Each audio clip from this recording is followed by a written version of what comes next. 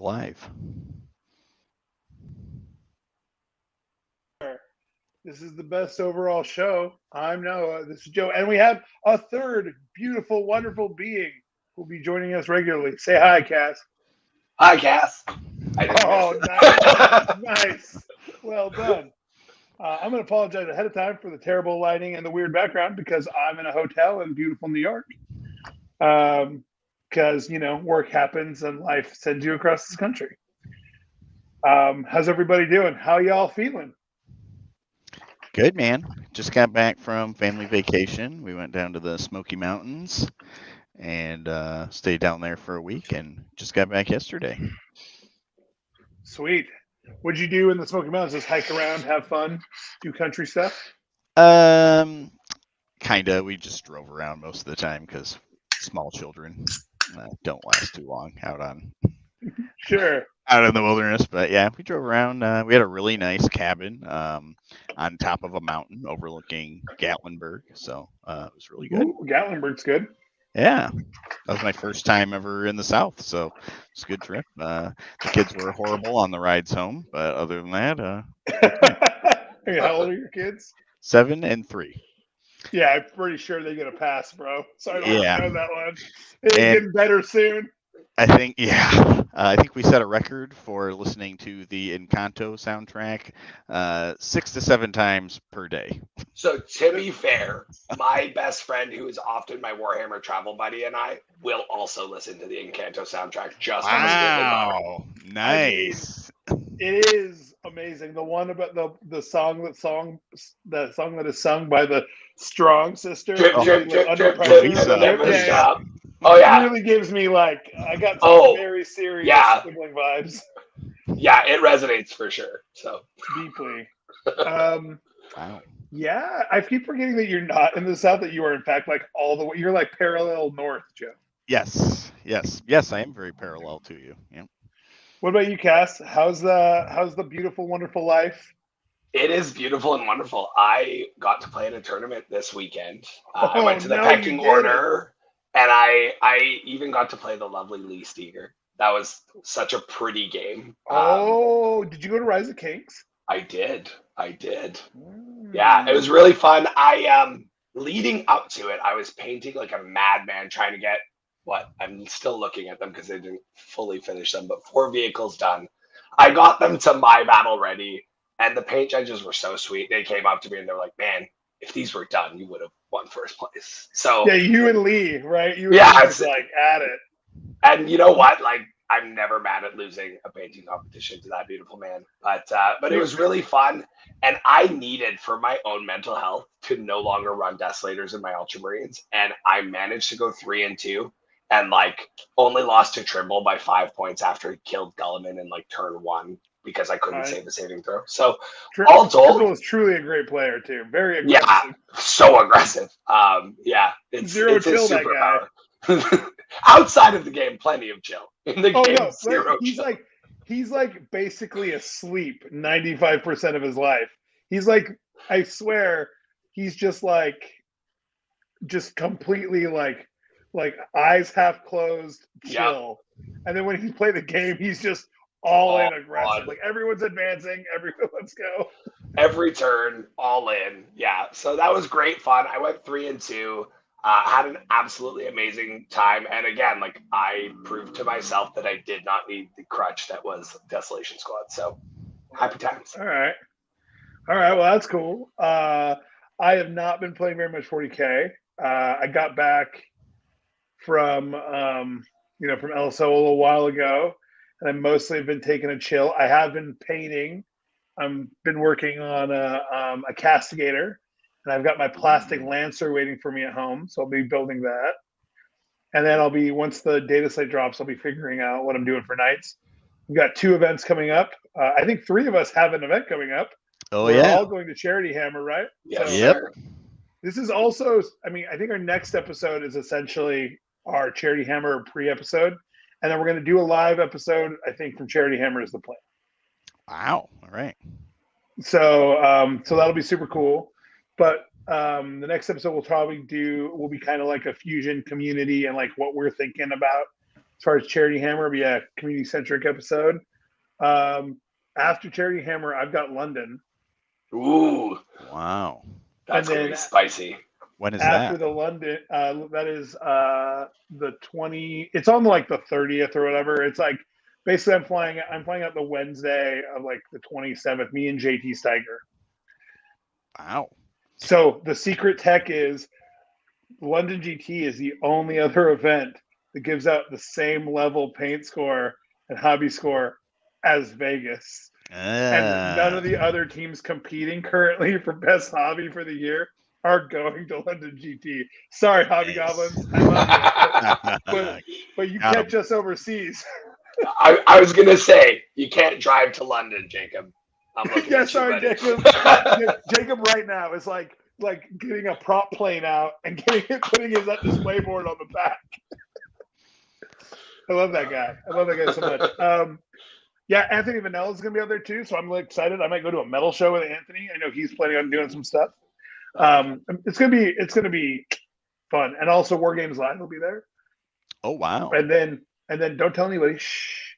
I may or may not be going to an event in the middle of November, which we'll talk about later. Okay. We know, but we'll talk about it later. So,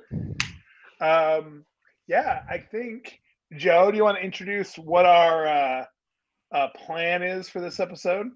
Yeah, we're kind of gonna do like a breakdown of each of our individual hobby styles and methods that we use. So, yeah, I got that ready to go right here. Boom. Which one of us gets to go first? Kaz one of apparently you gets to go first. Okay, well, Kaz is going first. I'm going to drop off the mic because I still haven't eaten dinner. Yeah. So I'm going to you eat go while I eat watch dinner. Kaz talk about painting his beautiful ultramarines. Well, thank you, sir. Yeah. So, real quick, as we go, we should also make sure to narrate very like detailedly, because some people are going to listen to this on podcasts. So we'd want them to get the full effect. So we, absolutely. try to make sure you like break it down into followable, understandable, visualizable steps. I will paint a mean word picture, sir. While you paint a miniature. While That's I paint a beautiful. miniature. Beautiful. All right. All right, take it away, Cass. Thank you, sir. So I'm talking about, for those that are just listening, I am talking about painting my Apothecary Biologus, aka the Harmacist. So I start off by building them. I use pre-textured bases, but that's not enough for me because I'm extra. So I like to mix a little bit of coarse pumice gel and Vallejo thick mud. The color doesn't matter because I'm going to paint over it, and just kind of sprinkle that around the bases. I've chopped off the actual base that comes with the model so that you can still see a little bit of my basing scheme. But for what I look for in my basing scheme, it's a bit of metal covered on a lot of debris, and I use pigments later on too. So I just want to make sure there's a hint of each element present for the color purposes. And so what base is that you have? That is one of the Sector Imperialis bases. I usually use the Sector Mechanicus bases, but for this size, for characters on my display tray, I usually have them on the street level. So this one has a sewer grate. It looks like he's on the street level. That's probably where he's actually going to stand. So I figured I'd use one of these ones. But I also use 3D printed shoulder icons. I believe these ones were purchased from before I had a 3D printer from Pop Goes the Monkey. They do any Space Marine chapter you can think of, including some that are made up. So really great product there that I've been a heavy user of with this Ultramarines army. I've also used them quite a few times, and their print quality is top notch. It's better than my own print quality, and my own print quality is pretty good. So what are you using for, before we get into the painting process? Talk about your hardware a little bit. Like, what kind of brushes do you prefer? Well, I'll even take it a step farther back. In terms of assembly, I swear by my God Hand clippers. You can get God Hand clippers. God Hand here. I'll pull. Those are the big ones. Yeah, they're the little ones. So they're called God Hands. You'll find them in like hobby stores that sell like Tamiya kits. And the neat thing about them is one side is bladed, the other side is blunt. So what it does is it gives you a really precise level of control where the cut happens. And that just, I'm very particular about my mold lines, my flash bits, etc. So that just gives you a really good start. And then from there, I hobby knife and file depending on the parts. Can I point something out that I really truly appreciate? What's that, sir? I see the coarse pumice and the Vallejo mud, and those are really great tools. But I can tell in my deepest of hearts, in the soul of my soul, there's something resonating in this picture, and I couldn't figure out what it was. And it's that is a freaking bottle of Blue Cap Gorilla Glue. And Gorilla Blue Cap is literally, I'm pretty sure my blood is, I'm pretty sure like half the enamel on my teeth is Gorilla Blue Cap. My brother in cyanoacrylate. Who do you think gave me my very first bottle of this glue? Was that me? It was you. Wow. Yeah. Okay. So the story behind this glue is like I swear by it. It reacts really well to water. It's like cheap, so you can use it on a bunch of stuff. I love it, right? And yeah, no one would listen to me. And then I went to Las Vegas team several years ago, and one of the Army esports team guys, like I don't know if they like dropped it or something happened in transport, but they had a Herodon that came apart into like a million pieces of resin, the giant Herodon. And they like were trying to get it together with all these like G-dub glues and plastic glues, and it wasn't working. But I literally like hand them this glue, walk away, and then later on, they're like there it is, and I'm like, did it work? And they're like, bro, what is that stuff? Like, it's magic. They've never seen it. It's magic. It is. Well, I mean, the green stuff is okay. If you can't get blue, you can do the gel. But I swear that Gorilla Blue Cap is the perfect hobby glue. Period. Dot. There is no contest. Yeah, I forget what bit. It was a bit on like an infiltrator that had often broken. And you handed me a fresh bottle and you're like, take it. It's yours for the event. Like, just go.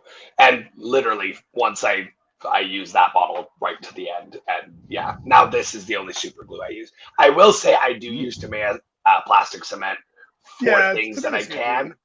But yeah, when I need a super glue, that's my go-to, baby. So thank you for that, Noah. I mean, Kasra, the first hit's always free, bro. Isn't it? All right, I'll back on to you, buddy. So yeah, in terms of my brushes, I mean, I'm actually taking a step back. So for a long time, I was all about Series 7 Winsor & Newtons where I could use them. They started getting really hard to find, so I went to Broken Toad. Broken Toad went out of business during the pandemic, apparently. So I've started using Artist Opus. Yeah, I only found out because my Broken Toads were starting to wear, so I was looking into it. I started using Artist Opus. They're okay. They're good. I did find some Series 7s again, so I went back to that, and I'm happy there with my sable brushes. But you know what I've started realizing?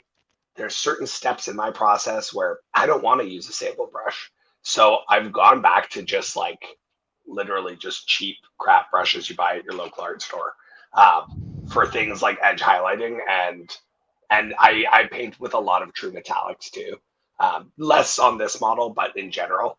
And so I've kind of augmented using those with my Series 7.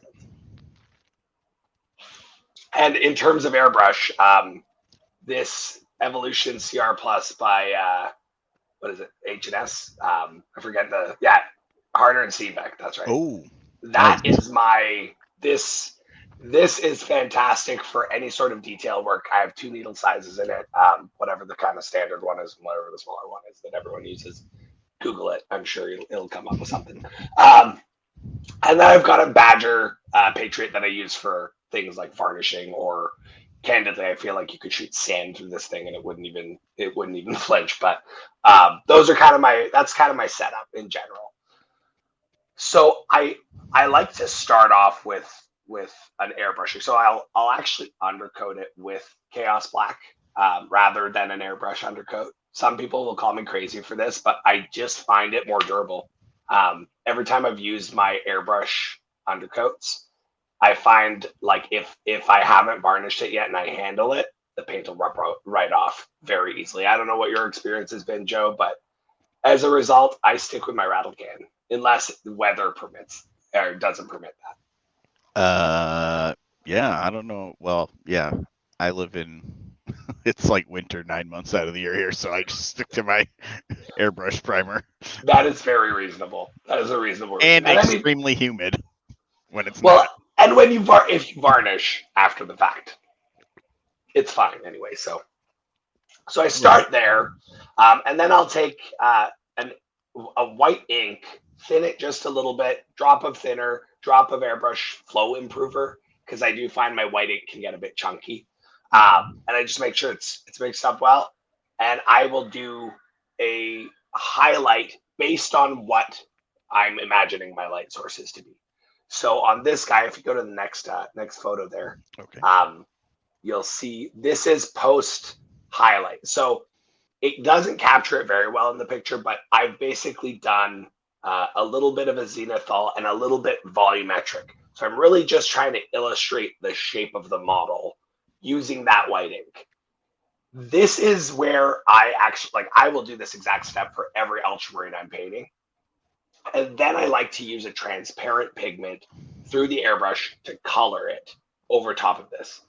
In the case of white, it's a little bit tough. So what I did was I took Apothecary White, the contrast paint, and liberally used that all over the model. And it's a very light gray, but it kind of darkens that white over the white and over the black parts where the white ink hasn't kind of given you that opacity. It turns into a nice dark gray. So it gave me some definition. And with my ultramarines, I'll do Kalasar blue as the main one, and then I'll do a phthalo blue ink in the shadows with the airbrush to just really kind of give you that contrast from dark to bright. And I find that has been such a time saver in terms of doing marines, as well as a really good starting point to give me an interesting, really saturated color to work from. So it was interesting kind of transferring that thing that I do with every single ultramarine I paint to a white and only using Apothecary White. Nice. And that's around the time where I will actually put away the airbrush and grab my brushes. Okay. And so So real quick, so this is like Slap Chop if it went off to college, got a degree, and became a real adult. This is essentially what you have described is like a lot more control in the way you create your gradients. Yeah. A lot more control with how you apply the transparent tone. But like by all means, this is essentially Slap Chop done with like the advanced tools. 100%. And this is my starting point for just about everything that I do. Vehicles are an exception, but any model that has that sort of like texture or 3D shape to it, like a Space Marine, like Space Marines are just a bunch of shapes glued together. So anything like that, I really find this method works well. And you're right, it is just Slap Chop with better tools. Really, way more control, right? Yeah. Way more gradient, way more control, way like a bunch of steps. But essentially, what you're getting is you're laying down your your undertones from the beginning, and then you're coloring the shade, like the light and shadow you've already created, right? Exactly. And this is a really nice advanced like transition from hey, I do Slap Chop to now I'm adding in my airbrush and I'm doing layered steps, and now I'm like, and you produce a beautiful army. So it's really nice to see that you can go from that to this. Well, yeah, thank you. And honestly, it's like we're army painters on this show. I'm not a like I have some friends. One of my teachers, BB Miniatures, he is a stunning competition painter. Like he hasn't submitted for a golden demon yet, but he would look the part submitting for a golden demon. That's not what I'm trying to do. You know what I mean? I need to be able to paint all of the meta units because I'm trying to compete. I need to be able to paint an army. I've recently started taking on some commissions for some friends, and it's like, the painting load is there. So I've got to be efficient. And honestly, when you get good and precise control with an airbrush, this is faster than Slap Chop. Truly. So, if and a lot of folks have said, my battle ready is like what they aspire to do. Well, my battle ready is just this. and I neaten up some parts. But the color, that gradient, like that little bit of work with an airbrush goes a long way. And so and what you're what you're looking at here is I colored in the blue actually with the airbrush still. So this is typically what an ultramarine part will look like, is that shoulder pad. And then from there, I actually, for this guy, I made an exception. I typically use this stuff for my vehicles, but it's this Tamiya panel liner that I quite have started to like. For vehicles, it gives you this really like, here, I'll show you on this Lancer I've been working on. It gives you a real gritty sort of separation, and it kind of looks all greasy and very appropriate for a vehicle. I use the gray one for the Apothecary, and it just happened to be a really suitable tone that went along with the Apothecary white that I used, and it actually gave it some definition and texture in those cracks and crevices where the airbrush can get a little bit like it can wash those out. So I brought that back using the panel liner. It smells horrible. Ventilate. You know, don't sit in a not ventilated room and use it. That's not how I got this voice, but I'm sure it would help help me get to this had I not. What kind of ventilation are you using for when you do airbrush though? There is a giant window there, and I do have a if I turn this, everything will go to hell. But I have a hood fan that's all set up here, and it's just kind of, it lives here. It shoots right outside the window. And if I'm using anything that is not like a water-based, non-toxic acrylic, I put on this bad boy. It's like as heavy duty as I can get from the hardware store, basically, for a mask, because I quit smoking for over a year now, and I'm trying to enjoy breathing, so I don't need to have all those chemicals in my life.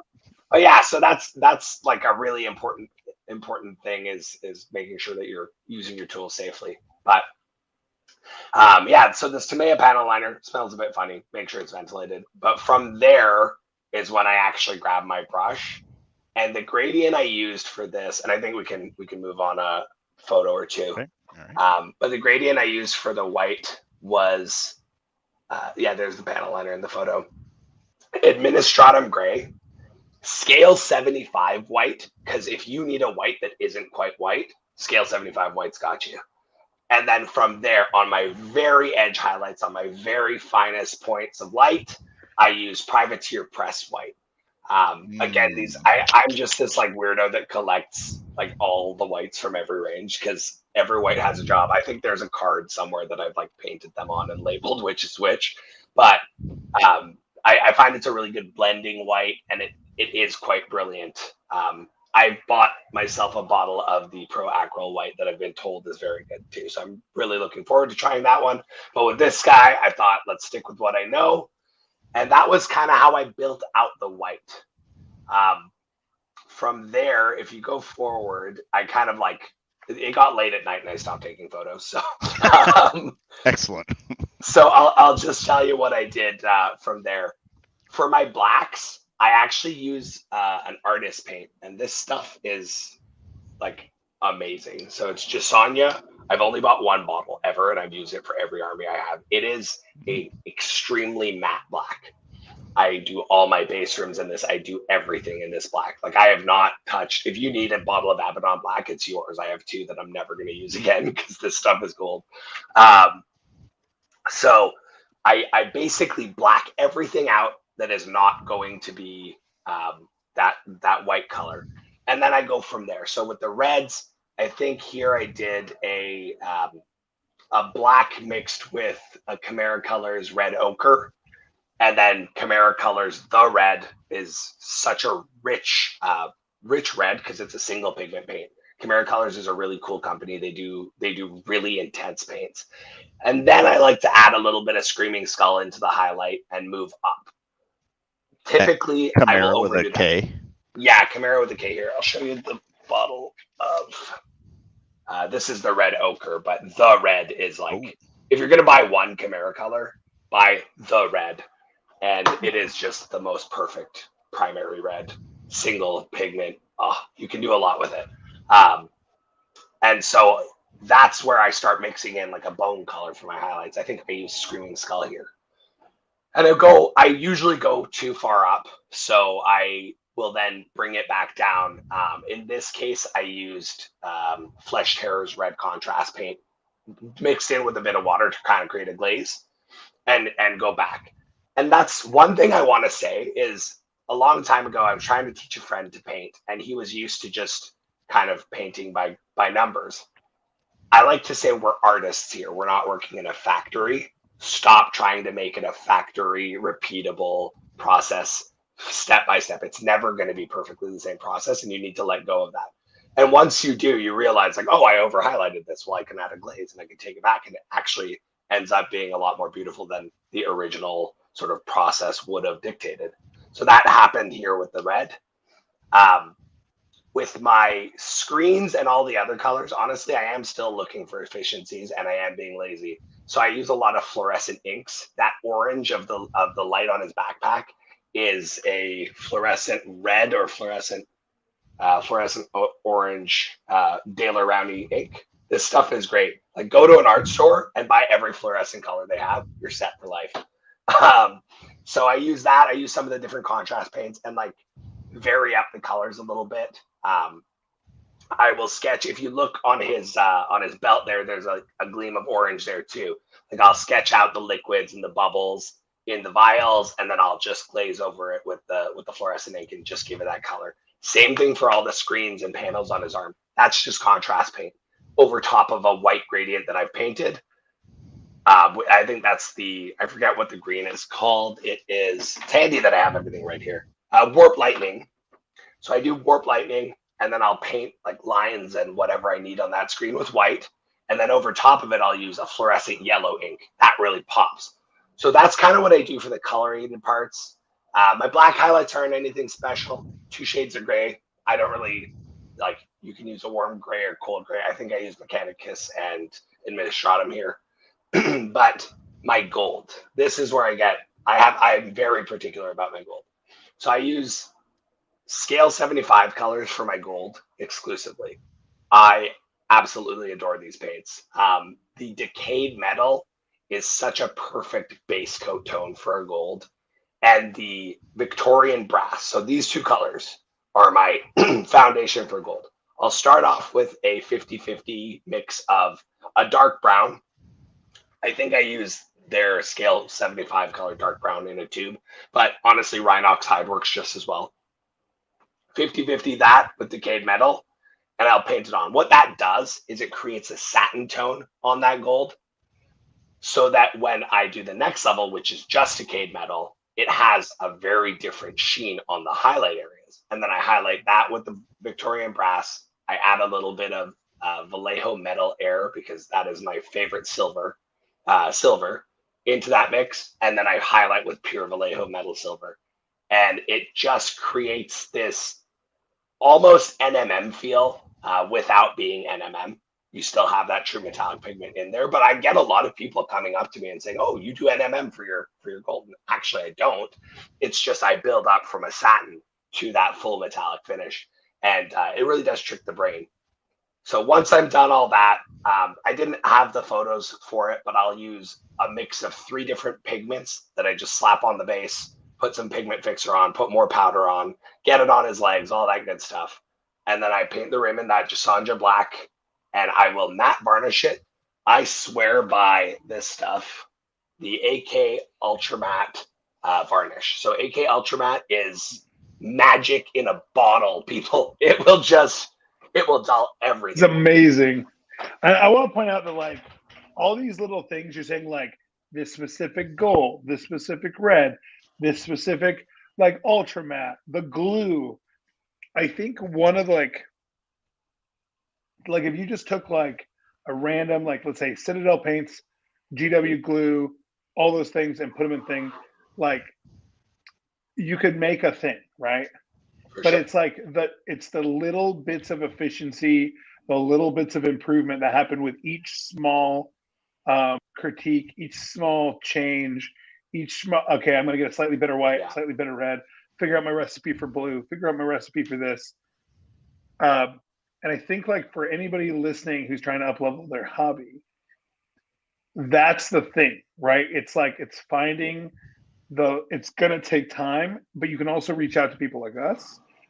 There's probably people in your hobby communities. You can always reach out to any of us and find like, hey, what do you do for this thing? And like, I have a blue recipe. You obviously have a white recipe. You have a way that you do stuff, and it's those little things that are the difference between that I think make from like a normal, like, hey, this is my model to like this model that looks amazing, and it's all those tiny little things that you found along the way. Totally. But I will say, and I often find people get a little bit hung up on specific color recipes. We're not making a cake here, you know. No, you can like sub in. Exactly. And I think that's part of the fun of this. That's where I say we're artists, not factory workers. We're not building a thing. We are creating art. And so if you don't have a color, like improv, like mix it up. You know, that was a really freeing realization was I could just mix a color. And at first it's really daunting, but when you start seeing, oh, this red has, you know, a little bit of yellow in it, and you start realizing like what makes up those colors, you will pick better color schemes. You will become a better painter. The last thing I want to so speaking after I've told you that none of these products matter, let me tell you about another product that matters. So I love the AK Ultra Matte Varnish. Sometimes it works too well on metallics. So we have Vallejo Metal Varnish. If you can't get metal, it's just satin. I'll break the mystery there. And what I do there, I'll airbrush the AK, super matte it down, and then I will take a detailed brush. And again, this is where I'm using one of these cheapo art store brushes that has a good point. And I'll probably throw it away after I use it, but that will be only put on the metallic areas or other areas that need a bit of a shine, but only on the highlight parts. And now, like when I pick up one of my models that I've painted gold on, it's just the silver parts that I'm hitting with a bit of this varnish. So it brings back that shine, but it really kind of levels up that contrast between that initial satin base coat that I do and that hyper silver end highlight that I do. So by putting the varnish only on the highlight areas, it really sells that illusion. And that's when I see that in the right light, like that's where the dopamine just hits my brain, and I'm like, oh yeah. So that's my process. Dude, that is sick, and that is like I think that's a great walkthrough of like, hey, here's how I execute this amazing looking marine. And I think the breakdown of the steps, there's a lot of like foundational things that if someone did even like the first couple steps, it probably up levels their end result, even without them having to like, you know, go to the extremes of, you know, using a varnish to pull up a specific highlight or whatever. Yeah, sure. All right, Cass, thank you so much. That was awesome. Joe, who's next? What's up next? I guess I'm up next. Right. All right. This is this is like a crime scene. Oh yeah, this is my girl right here. This is something was done right here. This Iwata Eclipse. This is my airbrush I use for absolutely everything. Oh, I've had this hardcore. I have had this thing for probably 12 years now. This thing looks well used. Oh man, and really it's missing the back. Oh, that back part is not. You don't even need that. Just take it away and throw it in the garbage. We don't need roads. We don't need roads where we're going. Nope. I have only had to replace the O-ring, basically, probably about once a year. I did have to replace the needle one time because I dropped it and it bent the needle while I was. It happens to the best of us, Joe. Yes, and the trigger almost went down my drain one time, but I caught it with cat-like reflexes right before. Shoulda, woulda, coulda. Yeah. This thing's a beast. I just used the regular, I think it's a 3 gauge needle on it, and the key to the success is the paper towel. No, the the quick release valve on the airline. I might have a picture of it. Hold on. To illustrate for those of us who, for those who are on who aren't watching the video and are in fact listening to this later. I'm talking to you, Ben Urich. Love you, buddy. But is a crime scene photo of a lot of clips laid out on what is like a soiled paper towel. Yes. Soiled by paint. If you're not soiled by paint. And it's like the lighting is just so that it's like this is the last time this Awada eclipse was ever seen. Like this is definitely a milk carton picture. You know what I'm saying? Yes. Hey, All right, moving. Sorry, Joe. This is my baby.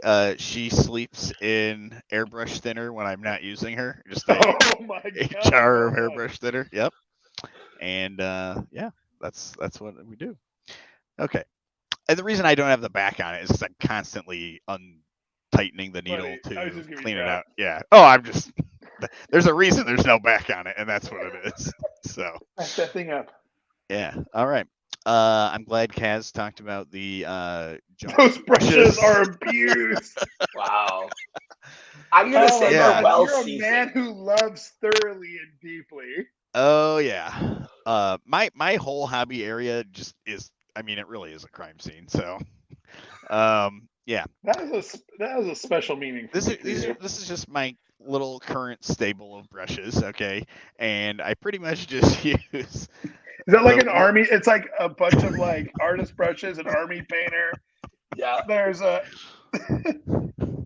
Nova in there, and then like a random. I know you got that from a Hobby Lobby wide handle. Yes. Yeah. Paintbrush. They all look like they have seen war. Not a single brush, not a single brush on any of these brushes is pointing straight. Let's just make that sure that's clear. Uh-huh. Mm-hmm. None of those were put away with the brush. And honestly, that speaks very loud volumes about your skill, Joe, because I've seen your finished results. Well, thank you. If you go into my Amazon, I feel like we're giving Joe too much crap. He is amazing, and this is just like I see myself reflected in this. Yeah, if you go into my Amazon purchase history on the Winsor Newton 000 brush, you have purchased this like 27 times at this point. I do own a jar of brush, like the brush cleaner, saver stuff. This stuff. Yes, that's exactly what I have. I have one, but it's called unicorn poop. Yeah, it's the same stuff. I started to use that, and then I forgot about it, and I was just like, this is too much extra work for me. So you just need to leave it on the table, Joe. Okay, so yeah, and the big brush is exclusively for mixing paint in my airbrush cup. So yeah, it's very clear. That's why that one is absolutely horrible. Okay, but the other ones are there, as Kaz said, to just like base coat panels and surfaces on a model before I get into detail work. So that's what most of those are there for. Okay, here is the actual paint area. It's very lived in. You have the brush toilet. Yes. How is that thing? I got that as a birthday present from my wife. It's very nice. It has gotten significantly weaker in. It looks like it has been beat. Well, before it, because it's just like gravity fed, and then it just has the little like plunger you push down to drain the reservoir, and it used to just stay full all the time. But as time goes on, now it just kind of constantly has a small drain to it. But so I have to refill it constantly. Other than that, you replace that O-ring. We already talked about this. That's right. Yeah, I got projects in various stages of completion thrown here when I don't have a place to put stuff, and there's a pile of magnets for bases in the back there. So yeah. Anyway, this is the airbrush studio. Also looks like a bit of a crime scene. I had to pull the little mesh part out in the back because the fan, the airbrush station here is just as old as the airbrush, and the fan in it is starting to get a little clogged. So can I give you two pieces of advice? So yes. One, take a Dyson or a strong vacuum and just give that filter a go. I'm sorry. What filter? Fair enough. But I got pulled out a long time ago. For those that still use a filter, you can renew the life of it with a vacuum. But the best thing, so I did the CK Studios airbrush 100 and 101 courses long ago, and the best thing I learned was get puppy pee pads and you put them on the bottom, and you can you can spray as much water as you want in there, or as much paint, and it all stays in the thing. So just a thought, Joe. Yeah, sometimes thank you for that. I will definitely probably get some of those. Sometimes the fan in the back dies on me, so I have to take that big dry brush you see back there and kind of stick it around the metal, mesh. Oh my god! Hit it a little bit to get it started again, but yeah. Okay. Again, very lived in. Here's my compressor that I use, which also is starting to show its age. It leaks constantly, and sometimes I'll forget to turn it off. It'll be 11 o'clock at night, and I'll just hear. We've all been there, friend. Yeah. Okay. And then I have my little drying station here next to it. I just took a regular desk fan, turned it upside down, and when I'm airbrushing stuff in mass quantities, I'll just set it there so it's under the fan to make it dry quicker while I'm clever going through. That is genius. Very clever. Yeah. That's my little slick move there. Okay, so here is the base process. So I have this Squidcog boy here. I have blocked in all the colors, and I'll usually just like do the two main colors with the airbrush just to save time. So like the green skin and the red on the Squidcog, I just blasted on there with the airbrush real quick, and then I went in with my my junky brushes and just blocked everything in, so it's just flat colors. There's another side.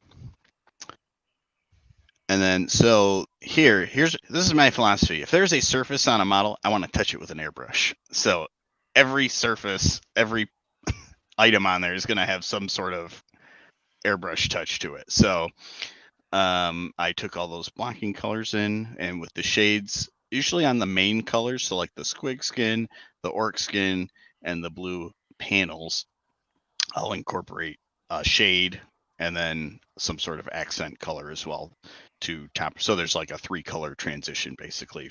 The block in color is the mid-tone, and then a darker color and a highlight. And then for smaller things like the leather, I'll just do one color, and I'll just try to keep it very light, just to show, just to kind of make it the texture a little more interesting, like the leather on the straps, and like on the handle of the little weapon the Grant has. And then for the metal, I'll just do a regular flat metal color, and I'll use some Daler Rowney inks, the hottest color in the biz, burnt umber, just to give that metal just a little bit of flavor to it. Also kind of is like a little bit of weathering. Yeah, love that color. Put it on all the time. So it's your hot sauce. Every painter has their hot sauce. That's your hot sauce. Yep, I love it. Okay, so then this is the next stage. I have now gone through and carefully shaded every crevice with a wash. I pretty much just use 2 colors, and that just is like my style. I'll just use the Druchii Violet and then Agrax Earth Shade, which is great. So like for the skin and the blue and the red, that's all with the purple, and then like the metal and the leather is with Agrax Earth Shade. Interesting. That explains like your stuff. Even when you have different colors, I find does often have a very unified look to it. It's the shadows. Nice. Thank you. Yep. And then here would be and so then after everything is shaded, then it's just time for edge highlighting, and I'll just go through and add a final detail edge highlight to every little piece I can. So I didn't finish that guy today, but these are obviously just Squidcard boys that I had finished using the same method before. So effectively, almost all your models are an initial color blocking. That's the first color, and then a shade and a highlight, then a wash, and then a bunch of detailed, specific highlighting on edges and high points. Yes, but the thing with the wash is it is done with the detail brush. It's not like I'm not just very carefully. Yeah, it's a pen wash. Exactly. Yep. Yeah. Yes, that is the term. So that's kind of cool because it means you like are able to create like very easily, it seems, what looks like really creamy blends, even though it's just 3 colors, the shade, and then your washes.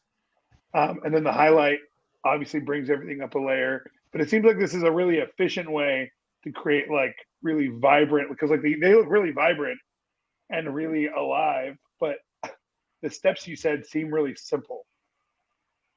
Yeah, and it is. It's just it can just be very time consuming. So like the one Squig Hog Boy from start to finish painting would probably take about 4 hours. Is that because you have to be so careful with how you're applying the washes and the different times? Absolutely, yeah. And I do. I mean, that's not. I don't just sit down and paint one model from start to finish. I'm doing like batches. I'll do the whole. Yeah, I'll do the whole box basically. I'll do all the blocking in first on every model and unit, then the airbrushing, and then I'll just start doing one at a time for the highlighting. Yeah, that's super cool. It looks great. Yeah, it like Noah said, the vibrancy there is like, and I find that vibrant color, the blues, the greens. The blues and greens are killer. Are so killer, and I love that.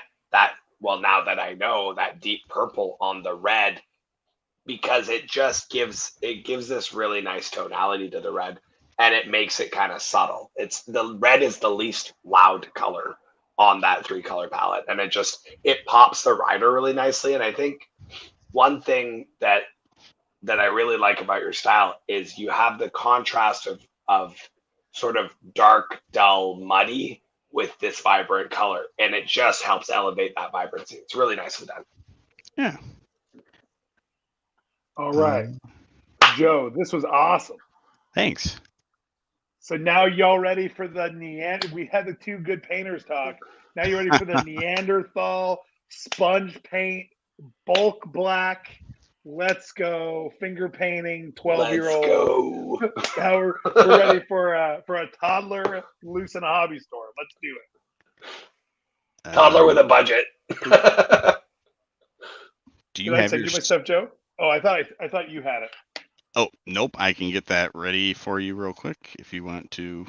No, I will say one thing I will say, Noah, about your stuff is your conversion, not just like the things that you actually add on, like your 3D printed like effects and stuff, but the sheer audacity and willingness to just hack apart multiple $100 worth of kits for like a talking base. About the melted?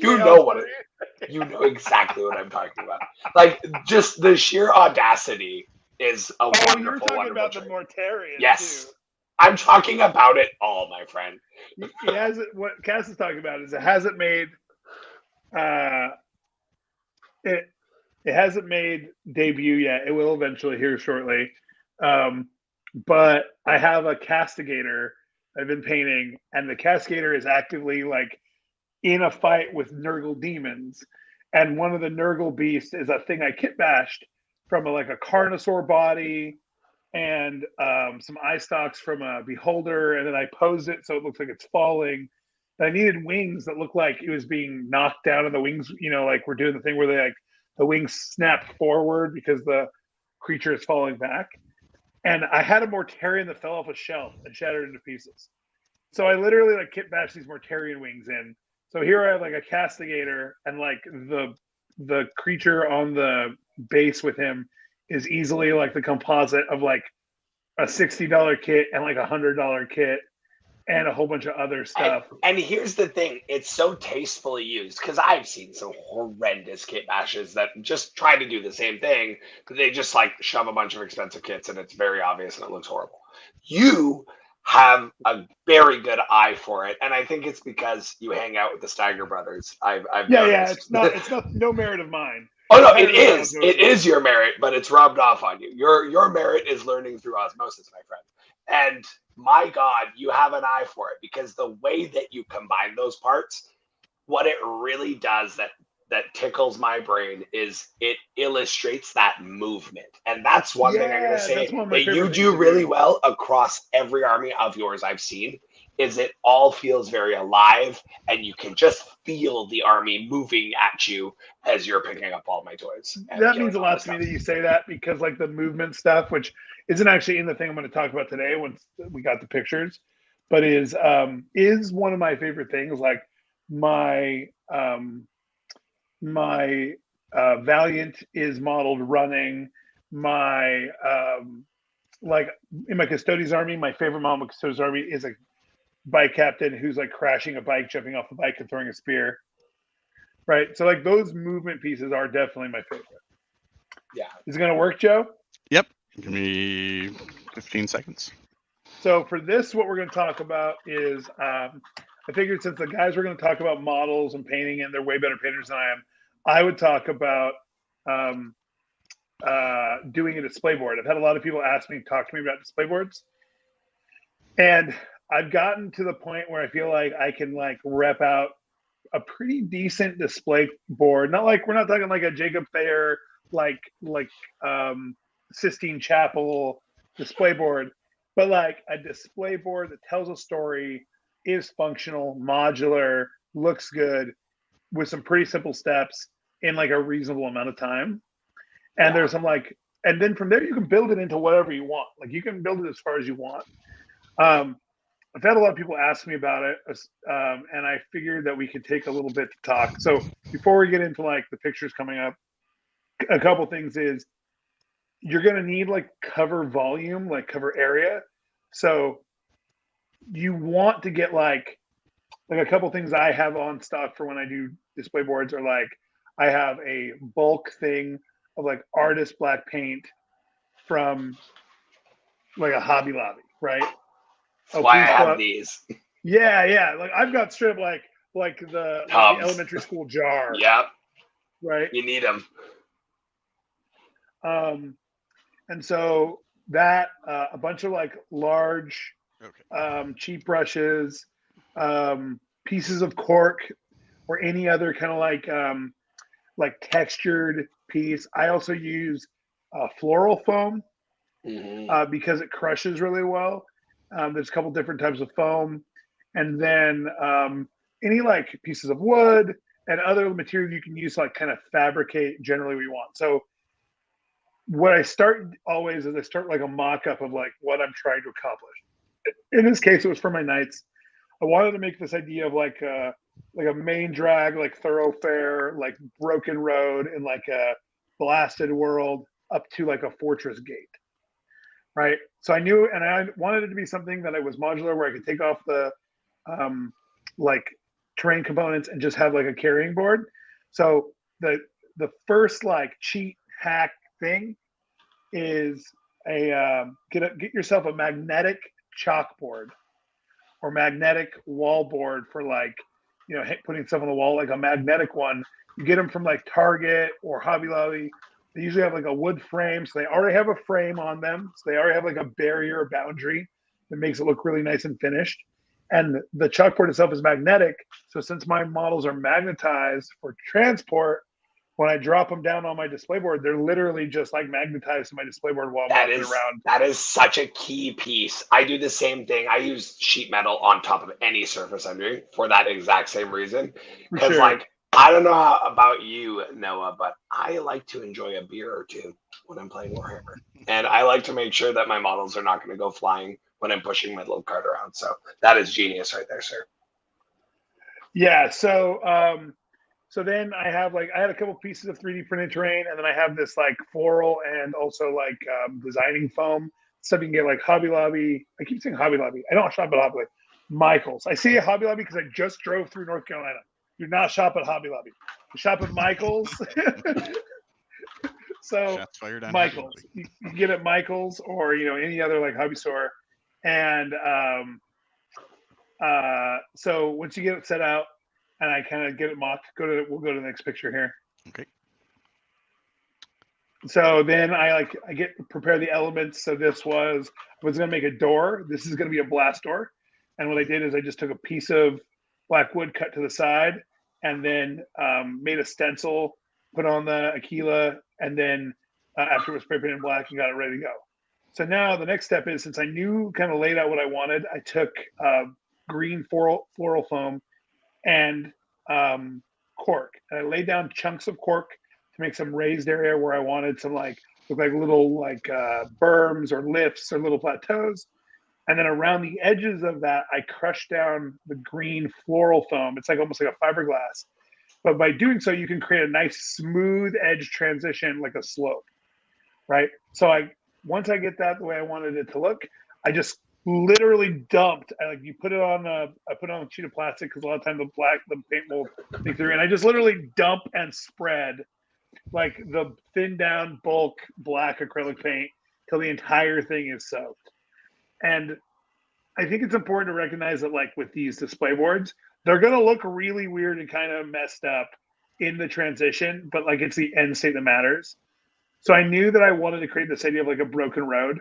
So once the black was down, I basically did the same. I just marked out some rough rectangular shapes and just slopped yellow paint as with a sponge as thickly as I could to a nice coverage layer. And then I let it all dry. So now we have these kind of rough approximation of road things that look really messed up. And then we have some raised areas that now have the nice little slopes. And we have, I've also sprinkled some coffee grounds in puddles of glue across the things so to make little bits of, that's my go-to is coffee grounds over PVA glue will make a really nice sense of little gravel and rocks. If you want to go and if you want to emulate crackle paint like Grelin Earth or any of that stuff, you can actually just drop some baking soda in any the Gorilla Glue, and the baking soda will actually make it crackle up in the same textured flaky way that a Grelin that any of the flake paints will, for sure. Adam Smasher from Tabletop Minions has been talking about and using the baking soda basis for a long time. So a little bit of baking soda, a little bit of coffee grounds, judiciously, not a lot because you want a lot of smooth space to be able to put your models, but just in some little places to give it just a sense of texture. Does the roast matter? No, but do a roast that you enjoy smelling because it will smell like coffee for a while. Okay. All right, next picture. Okay. So then the next thing I did is I took a dark brown, still cheap dark brown, and I sponge painted over, basically over the black. Then I took a bunch of actual Grelin Earth paint on a pretty worn out brush with a little bit of water, and I splotched it all over the dark brown. And then I took a not as worn out brush and not splotched out, not thinned out with water, a Grelin, and just dry brushed over a bunch of areas where I wanted it to be more noticeable to create buildups of that crackle, plus that combined with the coffee grounds, plus the little bits of the green foam that's been smashed in, plus on top of the cork. Now you get this actual textured feel, and you can kind of see I used the green foam to also make a crater in the middle because I was going to have a place where it looked like a Chaos Knight that I destroyed. Looked like it stepped. You can't see it very well right here, but there's essentially a crater in that front center piece that I made out of just mounding and digging out cork plus green foam. And now it's ready for a wash. So the next thing is now I'm going to thin down black paint or dark brown paint as thin as I can to make my own wash. And I'm going to wash the whole thing. What are you thinning it with? Just water? Usually water. Airbrush thinner lately, but either one. I'm getting it down nice and thin. And then once it's thin enough and I get it on there, then I'm going to go up and I'm going to dry brush up with 3 tones of brown, right? Mm-hmm. I'm going to dry brush up with basically equal to a Gorthor brown, which is for the darker sides, the XV88, which is what I use for my mid-tone.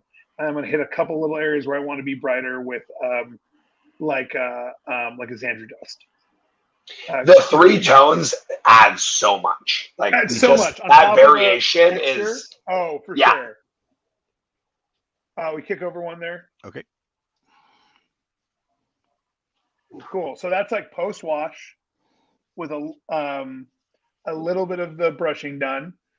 So now, okay, I've dry brushed a bunch of colors on it.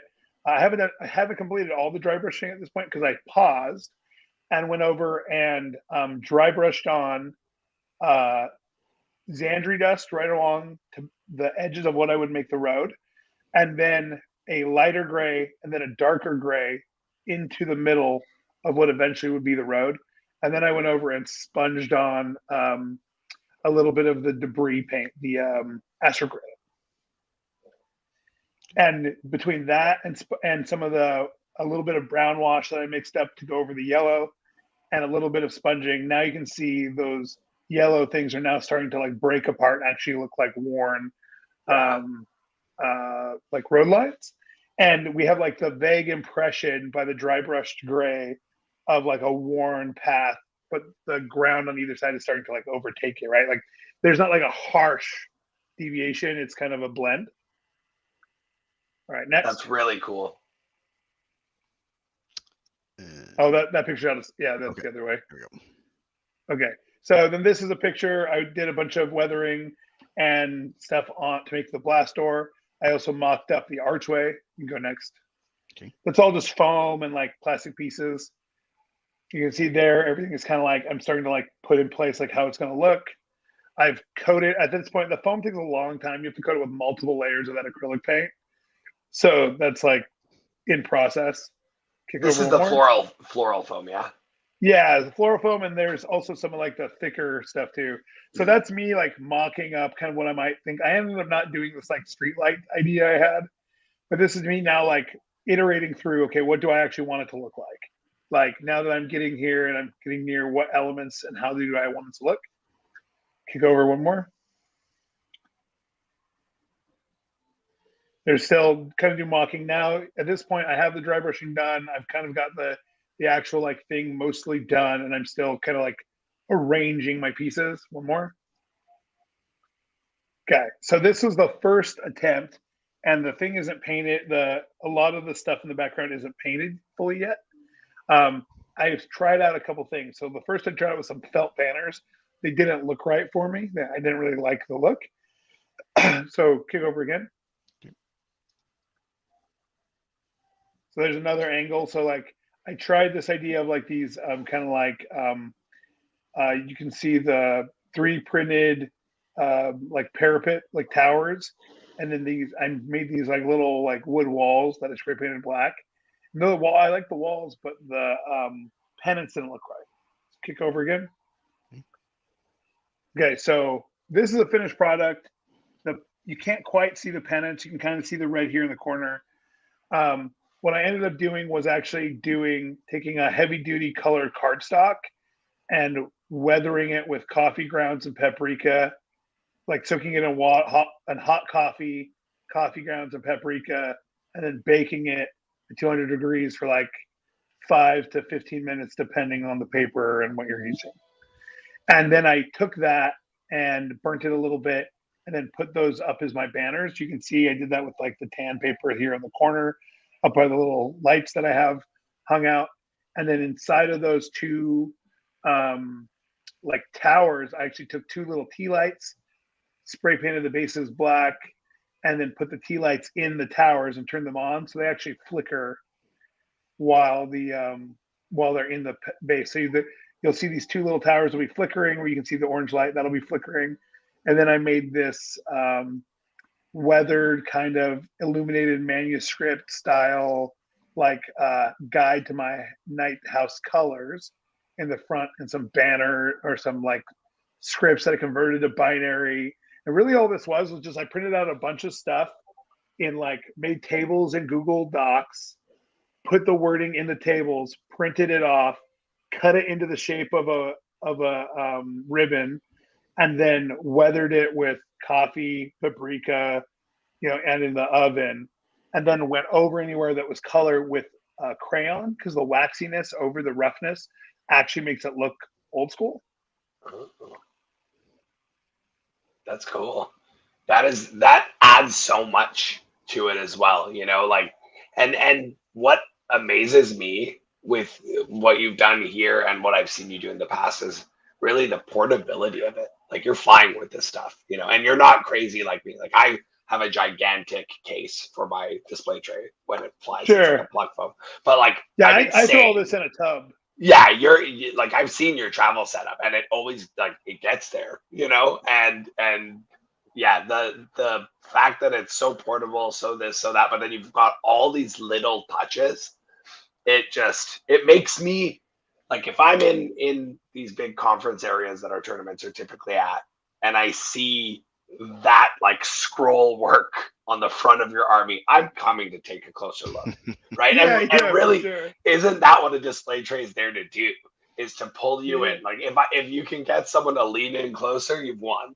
So this is you've done Absolutely. a really great job and good job explaining the depth and breadth of like the ecosystem of tools and things that we can use. I mean, half of the time it sounded like we were talking about baking because you're Someone call it out. Recipe. It's effective and delicious. exactly. Yeah, it's really good.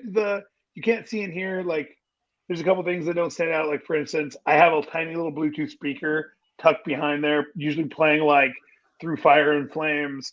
And there's like one of the pieces you were talking about, the full Chaos Knight kit and original Chiton legs on top of an Aquila lander, blown out guy getting melted with like where I sculpted the stuff is in there. But I think like all in told, I did that entire display board in one day of work. Wow. Like in one total day, like in a 24-hour period. Well, no, in like I got up at 8 in the morning, and before I went to bed at like midnight, it was done. And you can do it like in steps. Like each step takes somewhere between, I'd say, 15 and 30 minutes, and then usually maybe between an hour and two of drawing, depending on what it is. But you can come, lay it out, do the thing, walk away. Come back, do a next step, lay out a thing, walk away. And by the time, like taking 15 minutes out of your daily chores, whatever you're doing, go do the next step before you know it, you have a display board, right? And I think the hint I'd give to anybody who's doing this is your first display board, just go for like, first off, don't try to make too much texture where you're going to put your models because you want your models to sit flat. Do put little bits of texture, but see, I have mine structured so they were about the space of an armature's base wide. So the armature could sit flush between the pieces of texture. And then like all the cool terrain pieces you want to put on, have them be modular. Like do not glue them on. The best I would say is magnetize them. Just like that way you can put everything together or you can break it down. And I didn't do this with mine. I am planning on cutting mine in half and then but find the tub size you would travel with, right? And then purchase the display board that fits in basically the base floor width of that travel tub. So you can put that in the bottom level, put all of your pieces of accoutrement, probably some of your gaming aids and all those things. Make sure that it comes in under 50 pounds, and then that will be shipped to any place you go. And most of the stuff is durable, and you can pack it in with some even just like some packing foam or like clothes or whatever that you're take, and it'll ride pretty fine. And you might have to do a little bit of repairs. The other thing I'd say is hit it with so many layers of varnish when you're done. So much varnish, because anything that rubs against it will scrape off that paint until it's nice and seriously lacquered. Yeah, and I'll say one thing, going back a little bit, you said magnetize or don't attach to buildings. And I see one of my friends on here who knows the story saying keep display boards away from TSA. So if you are going to glue buildings on, yeah, I know you too, baby. If you are going to, yes, I do know your method, John. That is terrifying. But yeah, yes, you absolutely can. If you are going to glue buildings on, make sure that there's no hidden compartments that an x-ray will see are empty. And I say this from experience because mine is a ruined city, and literally like I came back from the finals in New Mexico last year. I didn't open my case. I just put it in my storage, and I was driving to a GT that a month later with my friend, He came over. I'm rolling this thing out for the first time. I open the case and it's shattered to pieces because they ripped off the back. You know what? I rallied. My friend was there. He helped me glue. We got to the event. My friends had seen this tray before, so they gave me some grace. I still won best paint at that event, but Nice. I rebuilt it better and stronger. But I rebuilt it so this whole thing is magnetized and can come off because you cannot say I'm hiding drugs or contraband in there now. So just word to the wise: save yourself the heartache. Magnetize, don't glue. That's all. Excellent. Yeah, I feel like, man, the different little things that we've all talked about on these, like the little things, I think are really the thing that like makes a difference. But I feel like, tell me if I was wrong for y'all, but for me, they were all discovered through pain and tribulation, right? Mm-hmm. Like what works right. Like if I look back at my first bases, now I look at the bases that I make now, it's like piece of black base slapped on with a growling earth versus like 9 layers of cork, coffee grounds, crackle paint, wash, 3 levels of dry brush, et cetera, et cetera. But you get there by like just doing and saying, okay, how can I make this a little better? Like what? And the thing I think about is when I do something like when I retro whenever I like build an army or whatever, which is I look at it and say, what could I have done better? What do I like? And what do I not like? Whatever I don't like, I think about, well, what can I do that differently next time? Yeah, I mean, it's honestly not that different from getting better at playing the game. There's like you can reflect on your mistakes and you can kind of figure out a better strategy. It's really no different on the hobby side. It's just the one thing I'll add on is you're not going to live long enough to make all the mistakes. So learn from other people's mistakes too. Like, Combined between us, we've got like 100 years of mistakes. Well, that's just it. And I think, a lot of people have like Discord servers and this and that where they're talking about the game. There are groups of us nerds that really care about the hobby. And if you can find one or two of us, hell, it doesn't even have to be a Discord server. Like I know that I can ping Noah or Joe, or I have my roster of people like that I'm going to harass. Hey, how does this look? Hey, I want to do this. I really liked how you did it. How, talk to people, leverage the community. Because, yeah, we've all made a ton of these mistakes. So let's learn from each other. For sure. To give anyone a hint, if you ever need to get my attention specifically, go into any Imperium or Knight related chat Discord, anywhere, and talk about how good Crusaders are. And I will immediately show up and tell you why I believe you were wrong. And then you can ask me about whatever hobby you want. Yeah, that is how you summon Noah. Yeah, Crusaders are good. What? What about you, Joe? Closing thoughts? Yeah. When you were saying about going back and looking what can I have done better, I actually don't ever varnish or seal any of my models because I'm constantly afraid I'm going to have to go back and update it. Paint over varnish, bro. Joe, sometimes I will mix varnish into my paint. Depending on what I'm trying to do. You can paint over varnish, like for sure. You really can. I varnished some like machine models. Do we need to have a hobby day together at Charity Hammer? Yeah, I was just gonna say I wasn't gonna ask. I'm just bringing varnish and an airbrush, and we're gonna varnish Joe's stuff. Just bring up. There is. Oh, go ahead, Joe. I was gonna say, just bring your bag of garbage paintbrushes, and I'll just make do with what we got. Apparently, yeah. I think there is a plan. I mean, I'll correct me if I'm wrong, but I think there is a plan for a Charity Hammer, some hobby stuff this year. So hopefully we can maybe get in there and teach Joe about varnish, and they can all teach me how to paint, not like a Neanderthal. And we'll have a great time. I'm so excited. I really look forward to the three of us in the same room. That's going to be dangerous. Yeah, I mean, we're not going to get anything done. No, but we're going to have a really good time. So. Oh, yeah, it's going to be amazing. All right, well, I think we're coming to a close. We went a little over, but we had a great time. So I'm going to close it out the usual way is I really hope everybody enjoyed this. I hope this was helpful. Hope this helps enrich your enjoyment of the game. Our next episode will be our pre-Charity Hammer episode. Maybe we'll see if we can summon a Colin to come talk with us. And we will talk about our plans and thoughts, aspirations, and maybe some history about Charity Hammer and what that's going to look like for us. And then it looks like we'll probably do an episode at Charity Hammer. I'll try to drag a couple of the wonderful people who will be there on screen and harass them a little bit. I'm looking at you, John. But other than that, thank you very much. Have a wonderful night, and we love you all. Catch you later. Thanks, everyone. See ya. Ciao. Bye. All right.